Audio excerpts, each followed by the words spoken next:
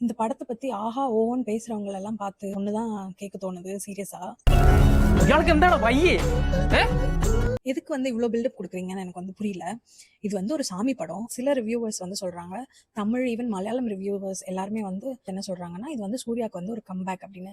எப்படி வந்து இத சொல்றீங்கன்னு எனக்கு தெரியல. எஸ், நான் கருப்பு மூவி பத்தி தான் பேசுறேன். எனக்கு என்ன தோணுச்சு, நான் என்ன ஃபீல் பண்ணேன் அப்படின்றத சொல்றேன். சூர்யா படத்துல ஆர்ஜே பாலாஜி நடிச்ச மாரி இல்ல. ஆர்ஜே பாலாஜி வந்து ஒரு ஸ்டோரியில நடிக்கிறாரு. அதுக்கு நடுவுல வந்து ஒரு கேரக்டர், அதுவும் ஒரு ஃபிக்ஷனல் கேரக்டரா வந்து சூர்யா வராரு. படம் ஸ்டார்ட் ஆகி 40 மினிட்ஸ் ஆயிடுச்சு. சூர்யா வரவே இல்ல. அதுக்கப்புறமா தான் வந்து சூர்யாவே வந்து படத்துல என்ட்ரி ஆகுறாரு. பாதியிலே காணாம போயிடுறாரு. திரும்ப வந்து கொஞ்ச நேரம் கழிச்சு வராரு. ஒரு 2, 3 சீன் வருது. அதோட படம் முடிஞ்சிருது. Devotional fictional movie. ஆனா இதுக்கு நடுவுல வந்து இவங்க லாஜிக் வந்து கொண்டு வர நினைச்சது தான் வந்து இந்த படத்துல வந்து தப்பா போயிருக்கு அப்படின்றது மாதிரி எனக்கு தோணுது.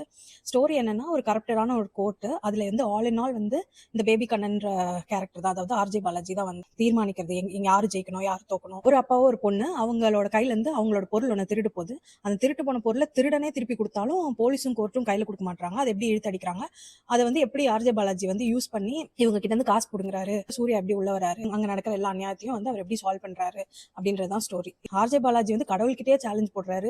அந்த கடவுள் வந்து பவர் யூஸ் பண்ணக்கூடாதுன்னு சொல்லி டிமாண்ட் பண்றாரு.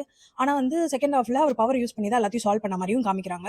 அதனால இவங்க என்ன சொல்ல வராங்க அப்படின்றது ஸ்டோரியே வந்து சரியா கன்வே ஆகல. Complete theatre experience. ஃப்ரெண்ட்ஸோட போய் பாக்குறோம் அப்படின்னா எப்படி நம்ம வந்து ஸ்டார்ஸோட படங்கள்லாம் பார்க்கும்போது கத்தி என்ஜாய் பண்ணி அந்த first day first show mood எல்லாம் இருக்குமோ, அந்த மாதிரி வந்து என்ஜாய் பண்ணி தியேட்டர்ல பார்க்கலாம். த்ரிஷா வந்து ஃபீல்ட்ல இவ்வளோ நாளா இருக்காங்க.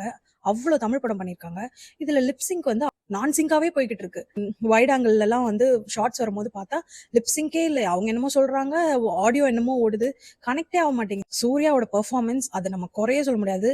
சூப்பரா பெர்ஃபார்ம் பண்ணியிருக்காரு. லாஸ்ட் ஃபியூ ஃபிலிம்ஸா வந்து he is working very hard. Directors வந்து you people are like disappointing fans. I wish his next movie would be a comeback for him, a real comeback.